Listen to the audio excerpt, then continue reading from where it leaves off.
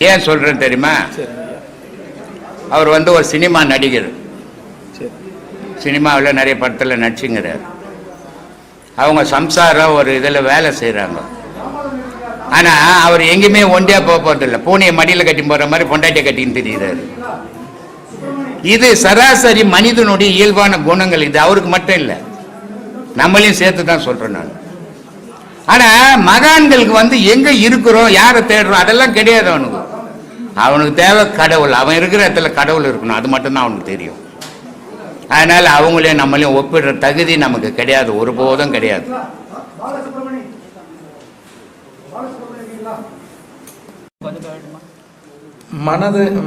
மனதாலே ஒடுக்கணும்னு சொல்லிக்கிறீங்க. மனத்தாலேயே ஒடுக்கணும்னு சொல்லிக்கிறீங்க. இந்த மனம் தான் எல்லாத்துக்கும் காரணமாங்க ஐயா. எல்லா உலக விஷயத்துக்கும் மனுஷன் சொல்றதே மனசால தான். இல்லைன்னா மனுஷன் என்ன பண்ணிருப்பான், ஒரு ஜீவன் இருப்பான். இல்ல, இந்த மனம் தான் எல்லாத்துக்குமே ஒரு பெரிய மனுஷன்ற ஒரு பேரு அதால் தான் உனக்கு. இல்லைன்னா நீ மற்ற உயிரினங்களுக்கு மாதிரி நீ ஒரு உயிரினம் தானே. என்ன வித்தியாசம் உனக்கு அதுக்கும்? அதுவும் செத்து போகுது, நீயும் செத்து போற. அதுவும் வாழது, நீயும் வாழ போற. உனக்கு அதுக்கு என்ன வித்தியாசங்குது? நீயும் ஒரு ஜீவன் தான். ஆனா ஒரே ஒரு வித்தியாசங்குது அதுக்கும் உனக்கும். நீ ஒவ்வொரு காலகட்டத்தில் மாறுற. அது பிறந்ததுலேருந்து சாகிற வரைக்கும் ஒரே மாதிரி இருக்குது. அது ஒரே மாதிரி இருக்கிறதால அதுக்கு பேர் ஜீவன். நீ மாறுறதால உனக்கு பேர் மனுஷன் இல்லையா? ஒரு புலிக்குட்டி பிறந்ததுன்னா சாகும் போது கூட புலி தான். பூனைக்குட்டி பிறந்ததுன்னா சாகும் போது கூட பூனைக்குட்டி தான். ஆனால் உனக்கு அப்படி இல்லையா? உனக்கு பல பேர் இருக்குதா? பிறந்த உடனே உன்னை குழந்தைன்றான், கொஞ்சம் வளர்ந்த உடனே வாலிபன்றான், இன்னும் கொஞ்சம் போன உடனே முதியவர்ன்றான், அப்புறம் கொஞ்சம் போனால் போனண்டான்றான். இத்தனை பேர் வேற எந்த உலகத்தில் எந்த ஜீவராசிக்கு இல்லையா? அதனால தான் உனக்கு மனுஷன்னு பேர் வச்சுக்குது. கடவுளை எதுக்குங்க எவ்வளவு ஜீவராசிகள் பிறக்க வைக்கணும்? எதுவுமே இல்லைன்னா நீ இருக்க முடியாது. உன்னை ஏன் படிக்கணும் அந்த உலகத்துல? என்ன நீ சாதிச்சுட்ட? ஒன்னும் சாதிக்கல. நீ ஒரு அப்பா அம்மா வயிற்றுல பிறந்த, நீ ஒரு பொண்டாட்டி கட்டின, நீ 4 புள்ள பத்துக்கின, வாழ்க்கை சேர்த்து போற. உன்னால என்ன இந்த உலகத்துக்கு நன்மை? என்ன சாதிச்ச நீ இந்த வரைக்கும் இந்த உலகத்துல? ஒண்ணுமே சாதிக்கல. ஆனால் இந்த உலகத்துல நீ இல்லைன்னா இன்னொரு உயிரினம் இருக்காது. இன்னொரு உயிரினம் இல்லைன்னா நீ இருக்க முடியாது. அதனுடைய தொண்டை இந்த உலகத்துக்கு என்ன தேவையெல்லாம் செய்துங்குது. ஆனா அதுக்கு தெரியாம செய்து. ஆனா நீ தெரிஞ்சு செய்ய மாட்டேன்ற. பறவை இனம்னு ஒண்ணு இல்லைன்னா விருட்சங்களே வராது இல்லையா? அப்போ ஒவ்வொரு ஜீவராசியும் அதனுடைய தொண்டுக்களை செய்துக்கின்றாங்க, தெரியாம செய்து. ஆனா எல்லாம் தெரிஞ்சு நீ மட்டும்தான் உலகத்துல செய்யறதே கிடையாது. உன் சுயநலத்திலேயே வாழற நீ ஒண்டிது, மனுஷன் ஒண்டிதான். என்ன சாதிச்ச இந்த உலகத்துல இது வரைக்கும்? என்ன செய்துக்கிற இந்த உலக நன்மை? நீ சாக போறிய ஒரு நாள், அந்த சாகத்துக்குள்ள இந்த உலகத்துல என்ன சாதிச்ச? ஒன்னே சாதிக்கல. ஒரு பொண்ணை ஊரா மட்டும் பொண்ணை கட்டிக்கின்னு 2 புள்ளியை பத்தி, அதுவும் சாதனை. பன்னி குட்டா 10 குட்டி போறது உன்னை விட சாதிக்குது அது. அப்ப நீ சாதிச்சது என்ன சாதனை? ஒரு சாதனையும் கிடையாது. ஒரு ஆணும் பெண்ணும் புணரல் பண்றது எல்லா உயிரினத்துக்கும் இயற்கை. அது அதையெல்லாம் கடந்து, ஒரு குடும்பத்தை கடந்து, ஒரு வாசலை கடந்து, உன் பாசத்தை கடந்து, நீ இந்த உலகத்துக்கு என்ன செய்த? வாழ்ந்துட்டு வந்து போறதுக்கு என்ன அடையாளம் சொல்லு? நான் ஒரு வீட்டுல மாடு மேய்ச்சி இருந்தேன். ஒரு படி சாப்பாட்டுக்கு தாளம் போட்டுக்கிட்டு இருந்தேன். மாடு மேய்ச்சாதான் எனக்கு சாப்பாடு, படுக்க இடம் கிடையாது. அப்படி வாழ்ந்துன்னு இருந்து இன்னைக்கு உலக மக்கள் எல்லாம் வாழறதுக்காக இவ்வளவு பண்ணி வச்சுக்கிறேன். இது யாருமே என் பேரோ இல்ல என் பொண்டாட்டி பேரோ என் பிள்ளைங்க பேரோ எதுலையுமே கிடையாது. அப்ப நான் மறைஞ்சாலும் இது யாருக்கும் உரிமை கிடையாது, பொதுமக்களுக்கு உரிமை. இந்த மாதிரி சாதனை நீ என்ன சாதிச்ச சொல்லு? வசதியா பிறந்து, வசதியா வாழ்ந்து, வசதியா வாழ்ந்து ஒண்ணுமே சாதிக்கலையா? அப்ப நீ இருந்தானா போனான்னா ஒண்ணுதானேயா? அதனால எல்லா உயிரினமும் இந்த உலகத்துக்கு என்ன தொண்டு செய்யணுமோ செய்துனே இருக்குது. ஒரு மீனுன்னு கடலில் உருவாகலைன்னா உணவு பிரிச்சு மீனுன்ட்டு இங்கே எவனும் சாப்பிட முடியாது. எல்லாமே அதுக்கு தொண்டு செய்துக்கினே தாங்குது. ஆனால் தெரியாமையே செய்துங்குது. மனுஷன் தெரிஞ்சே செய்ய மாட்டேன்றான்.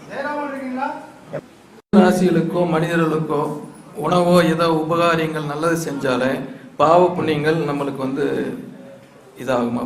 புண்ணியங்கள் சேருமா? புண்ணியங்கள் சேரணும் அப்படின்னு ஜீவராசி கொடுத்தாவே பாவம் சேர்ந்துடும். என்ன சில பேர் கேட்பாங்க, இங்க சாமி எனக்கு வீசிங் இருக்குது, நான் வந்தால் அங்கே சரியாக போயிட்டுமா, சரியாக போகுது, ஹாஸ்பிட்டலில் போய் பாருன்னுவேன். ஆனால் சரியாக போவோம். ஆனால் அவன் அதை எதிர்பார்த்து வரான், கடவுளை தேடணும்னு வரல. அவன் நீ புண்ணியம் கிடைக்குமான்னு இன்னொருத்தனுக்கு சோறு போடுற, அவன் பசிக்கு போடுறோன்னு நினைக்கல நீ. அப்போ உனக்கு பாவம் தான் வந்து சேரும். எதை கொடுத்தாலுமே எதிர்பார்க்க கூடாது, அதுதான் புண்ணியம். நான் ஒன்று கொடுக்குறேன், நான் சோறை கொடுத்தேன் எனக்கு புண்ணியத்தை கொடுன்னு கேட்டீங்கன்னா அது கடன். அது எப்படி பொது தொண்டாகும்? இந்த எண்ணம் வளர்றதே தவறு. நான் இருக்குதுப்பா, என்னால் முடிஞ்சதை கொடுக்குறேன்ப்பா, இப்படி வாழ்ந்தால் அது பேர் தர்மம். அப்ப நான் செய்யறது யாருக்கும் சொல்லக்கூடாது, யாருக்கும் சொல்லக்கூடாது, அதை பிரதிபலனை எதிர்பார்க்க கூடாது. அதுதான் தர்மம்.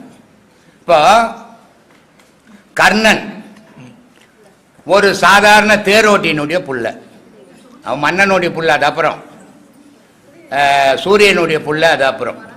ஆனால் அவன் வளர்ந்த இடம் சாதாரண ஒரு தேரோட்டி. அப்போ அந்த தேரோட்டிக்கு எல்லாவித திறமையும் இருக்குது. அவனுக்கு மற்றவனுக்கு இல்லாத சிறப்புகள்லாம் இருக்குது. அவனுக்கு மற்ற வீரர்களுக்கு, அர்ஜுனனுக்கோ பீமனுக்கோ இல்லை துரியோதனுக்கோ யாருக்குமே இல்லாத சிறப்புகள்லாம் கர்ணனுக்கு உண்டு. ஆனால் அவனுக்கு கர்ணனுக்கு அவ்வளோ சிறப்புகள் இருந்தோம், அவன் வாழ்க்கை இழிவான வாழ்க்கையா போச்சு. அவனை யாருமே ஒரு வீரன், ஒரு மனுஷனை ஏற்றுக்க மாட்டேன்றான். அந்த ஏற்றுக்கிறதுக்காக உலகத்தில் அவன் போராடுறான். போராடும் போது பல போட்டிகளில் அவன் கலந்துக்க வேண்டியது வருது. கலந்துக்கும் போது தான் துரியோதனை பார்த்து, இப்படிப்பட்ட ஆள் தாண்டா நமக்கு ஒருத்தன் ஓணும் அப்படின்னு சொல்லிட்டு அவனுக்கு ஒரு நாட்டை எழுதி வச்சு அவனை மன்னன் ஆக்குறான். ஆனால் இவன் இல்லாத கஷ்டப்பட்டான். இவனுக்கு ஒரு மரியாதை கிடையாது, இவன் ஒரு வீரன்றதுக்கு ஒரு சாட்சியே கிடையாது. ஆனால் இன்னைக்கு ஒரு நாட்டினுடைய மன்னன். அப்போ இவன் என்ன பண்ணணும்? தன்னை பாதுகாத்துக்கணும். பல நாடுகளை இவன் பிடிச்சி ஏன்னா இவனை ஜெயிக்கவே முடியாது கர்ணனை. அப்ப பல நாடுகளை பிடிச்சி இவன் பேரரசரை மாறி இருக்கலாம், ஆனா மாறல. யாரோ கொடுத்தான், அதை கூட தான தர்மம் பண்றான். அதுதான் தர்மம். அதனால்தான் நான் சொல்றது, உலகத்துல ஒருத்தன் கர்ணனுக்கு ஈக்குவலான தர்மவான் இன்னும் பிறக்கவே இல்லை. ஏன்னா நான் வறுமையில இருந்தேன், நான் வறுமை பசி எனக்கு கொடுமை தெரியும். அப்ப நான் என்ன பண்ணணும்? இப்போ இன்னைக்கு எனக்கு வசதி இருக்குது, நான் 10 பேருக்கு பசி இருக்குன்னு போடணும். அதுதான் தர்மம். நேற்று நான் பசியில் அவஸ்தைப்படும் போது எனக்கு யாரும் கொடுக்கலையா, அதனால நான் இன்னைக்கு யாரும் கொடுக்க மாட்டியான்னா, உன்னை விட உலகத்துல மோசமானவன் யாரும் கிடையாது. வாழ்க்கையை அது மாதிரி பகுத்து பார்த்து வாழணும், அதுதான் வாழ்க்கை. மிருகம் மாதிரி வாழக்கூடாது. மனிதன் பேர் இருக்குது உனக்கு, மனிதன் மாதிரி வாழ கத்துக்கோ. மிருகம் எடுத்தே பழகப்படும், கொடுத்தே பழக்கப்படாது. அதை எடுத்தே பழகப்பட்டாலும் அதுக்கு பேர் மிருகம். ஆனா கொடுத்தே பழகணும், அவனுக்கு பேர் தான் மனுஷன். ஆனா மனுஷன் கொடுத்து பழகிறத விட இன்னைக்கு எடுத்து பழக ஆரம்பிச்சிட்டான். அதனால சமூகமே அழிஞ்சிடும், சீர்குலைஞ்சு போயிடும். அதான் இன்னைக்கு உலகத்துல நடந்துன்னு. அதனாலதான் இறைவன் கிருஷ்ணன் கூட கடைசியில கர்ணன் தர்மத்தை, கிருஷ்ணர் கூட கடைசியில கர்ணன் கிட்ட தர்மத்தை தானமா கொடுத்துரு அப்படின்னு சொல்லி சொன்னார். ஆமா, ஏன்னா இங்க மகாபாரத போர்ல பாத்தீங்கன்னா சிறப்புகள் அர்ஜுனனை பத்தி தான் பேசுவாங்க. ஆனா அர்ஜுனனுக்குன்னு ஒரு சிறப்பே கிடையாது. நியாயமான முறையில் யோசித்து பார்த்தால் அர்ஜுனுக்குன்னு தனிப்பட்ட சிறப்பே இல்லை. கண்ணன்னு ஒருத்தங்க இல்லைன்னு சொன்னா இவங்க 5 பேரும் எப்போவோ துரியோதனங்கிட்ட காலி. கடைசி காலத்துல துரியோதனனை வெல்ல முடியாத காந்தாரினுடைய கண்ணை திறந்து அவனுடைய மேனியை வஜ்ர மேனியை ஆக்கும் போது கூட கண்ணன் போய் தடுக்கிறான். ஒரு வாழையில கட்டிப்பட அம்மா எதிர போய் நிர்வாணமா நிக்கிறேன். அப்போ அது பீமனால் அடிக்கும் போது கூட அவனை அடிக்கவே முடியல. அப்ப கண்ணை மறைஞ்ச இந்த தொடையில அடிட்டா அப்படின்றான். அப்போ அந்த போர்க்களத்துல, மகாபாரத போர்க்களத்துல யார் கதாநாயகன், யார் ஜெயிச்சான் அப்படின்னா கண்ணனும் கர்ணனும் தான் ஜெயிச்சான். மீதி பேர் எல்லாம் டம்மி தான், இல்லையா? அது மாதிரி இருக்குதுப்பா. ஏப்பா இவருக்கு டீ கொடுக்கல? நான் சாப்பிட்டுக்கிறேங்க ஐயா. டீ கொடுமா. போறதுனால ஞாபகம் வருதுங்க ஐயா, 18 அக்ரோனியா இருந்தது இல்லைங்களா? ஆமா.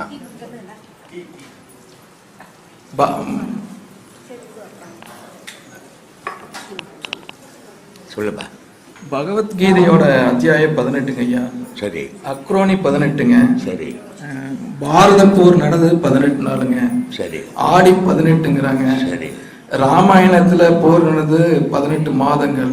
சரி அசுரருக்கு தேவருக்கு நடந்த சண்டை 18 வருஷம். சரி 18ஆம் படி. சரி 18ஆம் படி கருப்பு. சரி 18 சித்தர்கள். ஏங்க ஐயா இந்த 18க்கு எவ்வளவு பதிவு? வாழ்க்கையே மனித உலகத்துல மனிதனுடைய வாழ்வு 18க்குள்ள தான் முடிவு. 18க்கு மேல ஒண்ணுமே கிடையாது உலகத்துல. சரிங்க, அது தாற்பயங்க. இந்த 18 என்னன்னா அப்படின்னா மனுஷனுக்குள்ள இருக்கிறது 4 வேதம். சரி 4 வேதம்னா மனுஷன் எழுதின வேதத்தை நான் சொல்லலை. சரி மனுஷன் பகவத்கீதை எழுதிக்கிறான், மனுஷன் குரான் எழுதிக்கிறான், மனுஷன் பைபிள் எழுதிக்கிறான், மனுஷன் சிவபுராணம் எழுதிக்கிறான். அப்போது இந்த வேதங்கள் நூல்கள் அந்தந்த மதத்துக்காருக்கு மட்டும்தானே உதவும். பொதுவாக எல்லாருக்கும் உதவுமா? எல்லா உயிரினத்துக்கு உதவுமா? உதவாது. அப்படியாப்பட்ட வேதம் எதுக்கு சொல்லு? ஒன்று ஒரு வேத நூலுன்னா அது பொதுவானதாக இருக்கணும், உலகத்துக்கு பொதுவானதாக இருக்கணும். இப்போ திருக்குறள் இருக்குதுன்னா அது பொதுமறை, அதில் யாரை பற்றியும் எந்த சாமியை பற்றியும் எந்த இதுவை பற்றியும் கிடையாது, அதனால அது ஒரு பொதுமறை. அப்போது வேத நூலுன்னும் போது அது உலகத்தில் இருக்கிற மக்களுக்காக இருக்கணும், மதத்துக்காக இருக்கக்கூடாது. அப்போ இந்த இதெல்லாம் மதத்துக்காக உருவாக்கப்பட்டது தான். காரணம் மனிதனால் உருவாக்கப்பட்டது, அதனால அது மதம் சார்ந்தே இருக்குது. ஆனால் இறைவனால் உருவாக்கப்பட்ட வேதம் அது ஒன்றும் பூமி. இதில் வேற்றுமை இருக்குதா? கிறிஸ்துவ வாழலாம், இந்து வாழலாம், முஸ்லீம் வாழலாம், ஆடு வாழலாம், மாடு வாழலாம் ஆகுது. உலகத்தில் இல்லை அத்தனை உயிரினமும் வாழறதுக்கு இறைவன் வகுத்த வேதம் இது. ஒன்று பூமி, இன்னொன்று இந்த பூமியில் நீ வாழணும்னா உனக்கு ஒளி வேணும், அதே நேரத்தில் குளிர்ச்சி வேணும். இது ரெண்டுமே இல்லைன்னு சொன்னால் நீ உயிரோடவே வாழ முடியாது. ஒரு பொருள் கூட இந்த உலகத்தில் உற்பத்தி ஆகாது. அப்போ அடுத்த நிலையில் இந்த பூமியிலேருந்து அடுத்த நிலையில் இருக்கிறது நிலா, சந்திரன். அப்போ பூமி ஒரு வேதம், சந்திரன் ஒரு வேதம். அடுத்த நிலையில் இருக்கிறது சூரியன், சூரியன் ஒரு வேதம். இப்போ 3 வேதம் ஆச்சு. இந்த 3ஐயுமே இயக்கிறது வெள்ளி. அப்போ இது 4 வேதங்கள். இப்போ நீங்கள் என்ன பண்ணுவீங்க? என்னங்க 9 கிரகங்கள் இருக்குது, நீங்கள் 4 கிரகத்தை தானே சொன்னீங்கன்னு கேட்பீங்க. பூமியில இருந்து பார்த்தீங்கன்னா இந்த 4 தவிர வேற கிரகங்கள் தெரியாது இல்லையா? சூரியன் தெரியும், சந்திரன் தெரியும், பூமி தெரியும், வெள்ளி தெரியும், வேற கிரகங்கள் தெரியாது. புதன் தெரியாது, வாழன் தெரியாது, வெள்ளி இது மாதிரி தெரியாது. அப்போ இந்த தெரிகிற வேதம் 4, இது இறைவன் படைச்ச வேதம். இதுல எல்லா உயிரினம், ஜாதி, மதம், பேதம், மனுஷன் கின்சன் ஜீவராசின்னு கிடையாது, எல்லாமே வாழறதுக்கு இறைவன் படைச்ச வேதம். அப்போ இது ஒரு 4 வேதம், 6 சாஸ்திரம், மூலாதாரம், சோதிஷ்டானம், மணிபூரகம், அநாகதம், விசித்திய, ஆக்ஞை, 6 சாஸ்திரம். இதுக்குள்ள தான் வாழணும். அப்ப எவ்வளோ ஆச்சு? 10 ஆச்சு. 8 குணங்கள், காம, குரோதம், மதம், மாச்சரியம், டம்பம், லோபம் அப்படின்னு இல்லையா? அது 8 குணங்கள். எத்தனை ஆச்சு? 18. இந்த 18க்குள்ள தான் உலக வாழ்வு. இதுக்கு மேல ஒரு வாழ்வு உலகத்துல கிடையாது. அதனால 18 சித்தர்கள், 18 படி, 18 நாள் போர், எல்லாம் அந்த 18லயே முடிஞ்சிடும். இதுதான் 18னுடைய தத்துவம்.